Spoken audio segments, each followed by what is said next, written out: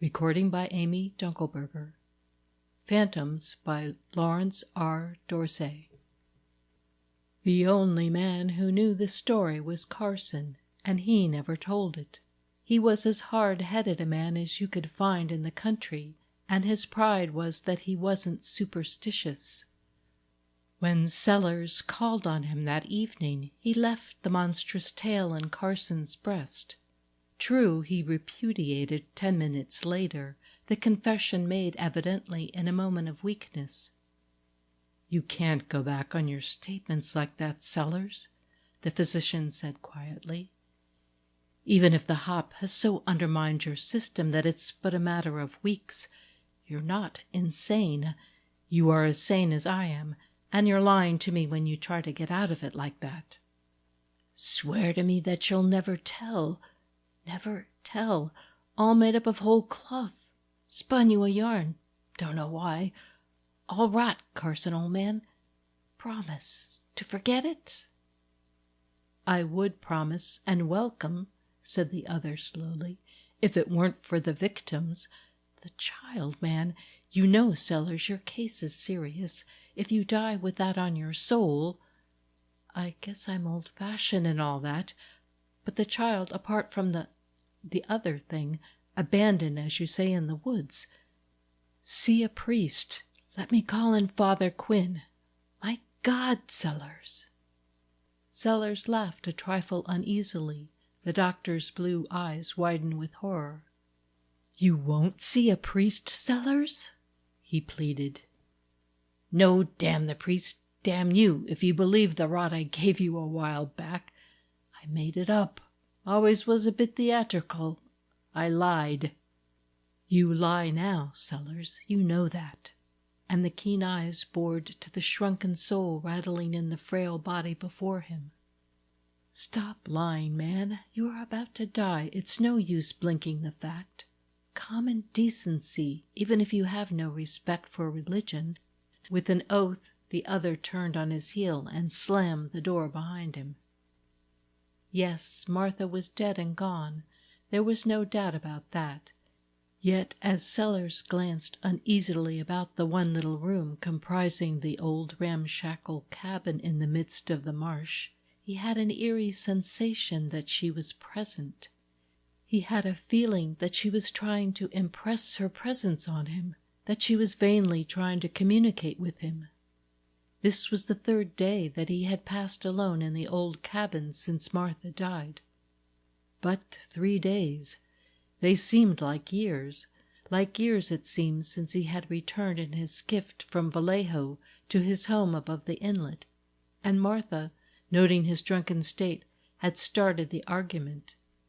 It had degenerated into the usual squabble, for both were of uncertain temper.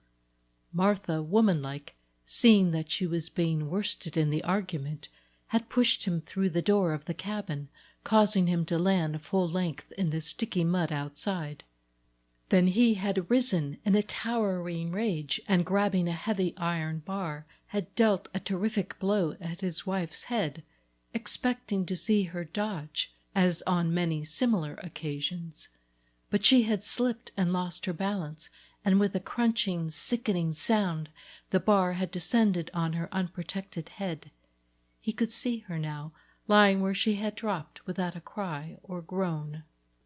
Horrified and frightened, he had poured cold water on her upturned face, had slapped and chafed her wrists.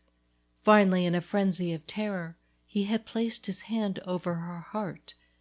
There was no movement, not even a flutter. Martha was dead, her head crushed in by the frightful blow. He had sought the hypodermic needle again, and his fears had fallen from him. He had picked up the baby and taken it to the outskirts of Sassoon. Someone would find it and give it a home.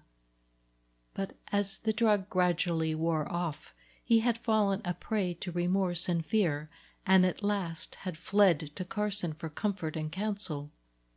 And God pity him, he had not had the courage to go through with it. Sellers straightened up and glanced around. To his fervid imagination, 1,000 pairs of eyes seemed watching him. The leaves on the trees and bushes nearby, rustling in the wind, sounded like accusing voices. A crane rose from the swamp with a mighty flapping of wings and a shrill, harsh cry, causing Sellers' flesh to creep and his hair to stand on end. What if the crane had seen and was now trying to attract man's attention to the murderous deed? Martha's body had been disposed of in a shallow grave, quickly dug in the soft, muddy ground. It was covered over with damp earth. Sellers breathed a sigh of relief. All the same, if only the crane hadn't seen. How gloomy and depressing the old cabin seemed. The very air seemed weighted with an unearthly, deathly chill, and those unseen eyes, watching his every movement. He had been aware of their presence for 2 years and more, long before Martha died. The doctor had said hallucinations, but Sellers knew better. At night, out at his lines or setting his nets, he had been conscious of ghostly whispers and strange murmurs which quivered in the air about him. He could not shake off that strange sensation that invisible eyes were watching him out of the misty, damp air that hovered over the swamp. The mysterious sounds were more noticeable in foggy or rainy weather. In fact, several times when out late at night, he had seen mist-like shapes dogging his footsteps. He had at last come to the firm conviction that the air around the swamp was inhabited by a peculiar group of phantoms whose forms were almost visible in damp or foggy weather.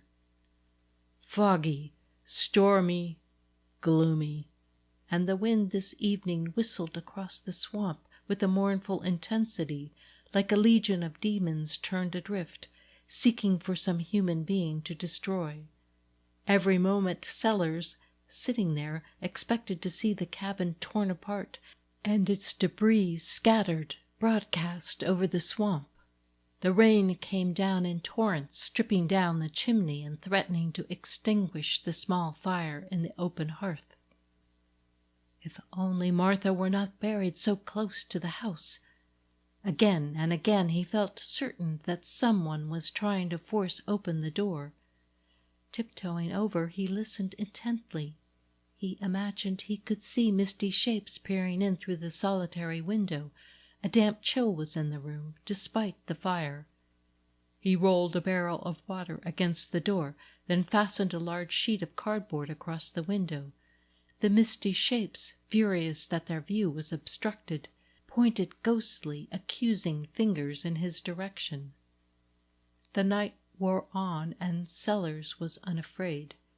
He pulled a writing tablet towards him and began to write, laughing at the foiled phantom shapes outside. He dozed off to sleep, only to awake with a shriek of terror, and that strange intangible feeling that the house was surrounded by invisible beings, ready to pounce upon him the moment he stepped outside. And then a cold perspiration stood on his forehead. What if the piece of cardboard which he had fastened across the window should fail to resist their attempts to force it? With terrified eyes he glanced across the room. The cardboard still protected the window, but Martha seemed to be in the room, and so strong was this feeling that, although he could not see her, he caught himself speaking to her and waiting for her to answer. She seemed somehow to be in the room, sewing or knitting in the old familiar way, and yet she was buried in the shallow grave outside the cabin. What a gloomy place the cabin was! He saw something on the threshold, but as he looked again, it was not there. He searched every nook and corner of the room, even going down on his knees and looking under the bed. He could discover nothing. Finally he decided that it must have been the cat. It was now purring lazily before the hearth, and he gave it a vicious kick and began to prepare hot coffee. But the wind began to rise, and the rain beat against the window-pane in a steady downpour. A chill crept over Sellers. The cat was mewing eerily. At times the cabin rocked and swayed with the fury of the gale. Again he was sure that Martha was in the room, quite close to him now, seeking to communicate with him. There was a loud rapping at the door, a loud, insistent knocking, as if someone demanded admittance. In a voice trembling with fear, Sellers asked who was there. No response came, but the latch clicked as if someone were trying to open the door. Panic-stricken, Sellers sat at the table, muttering incoherently to himself. He noticed that the cat, with arched back and hair standing straight in the air, dived under the bed and continued to spit and mew. Again that knocking on the door, making it quiver on its frail hinges. Then the bar that secured it on the inside began to move slowly out of its socket. Sellers half attempted to rise from his chair with the intention of holding the bar in its place, but he was powerless to move. The cat gave a wild screech and dashed through the flame and smoke of the hearth up the wide chimney. A loud click of the latch, and the door swung open. With eyes starting from their sockets, Sellers, nearly crazed with terror, watched several misty shapes circling round the threshold. They changed and drifted in the wind like phantom forms of fog or smoke. The desperate man's hand flew for the revolver in his hip pocket. As he grasped the weapon, the foremost of the phantoms glided up to where he sat. His brain reeled as he felt a pair of ice-cold hands encircle his wrists. His hands were held as in a vise. Sellers tried to struggle to his feet, but other hands forced him with irresistible pressure back into the chair. His elbow knocked the lamp from the table. It overturned on the floor, and at that moment the fire on the hearth went out, leaving the room in utter darkness. The rain and wind had suddenly ceased. The cat on the roof was mewing in an agony of terror. Far across the swamp, the bell of one of the channel buoys sent out a mournful sound, like the bell in the belfry of a church as a funeral approaches. The chill, clammy hands that encircled Sellers' wrists with a slow, steady pressure forced the muzzle of his revolver against his forehead. He tried desperately to resist, but he was as putty in the grip of those unseen hands. And then, in a far corner of the room, he saw Martha, and her face was red with blood from the wound he had inflicted. Sellers made a desperate effort to rise from his chair. The thought flashed through his mind that if he could reach her, he would be saved. But in the grip of those uncanny, unearthly forces he was powerless. The muzzle of the revolver was forced back slowly, irresistibly. Now, like the finger of fate, it pointed directly at his forehead. A pressure on his finger, a flash of fire before his eyes. Martha swayed forward as if to embrace, drifting through space, "Suicide," said Carson at the inquest. "A constitution undermined by long and excessive use of alcohol and drugs. Brain snapped. Undoubtedly he was already insane when he killed his wife." But what about the statement in the deceased's handwriting, containing what purported to be a record of the happenings of the hours immediately preceding his death? Asked the coroner. "That seems rational enough." "Alcohol and drugs," said the doctor shortly. "Hallucinations." And he turned abruptly, as if he were glad to have done with the case. For Carson was as hard-headed a man as you could find in the country, and his pride was that he wasn't superstitious. End of Phantoms by Laurence R. Dorsey.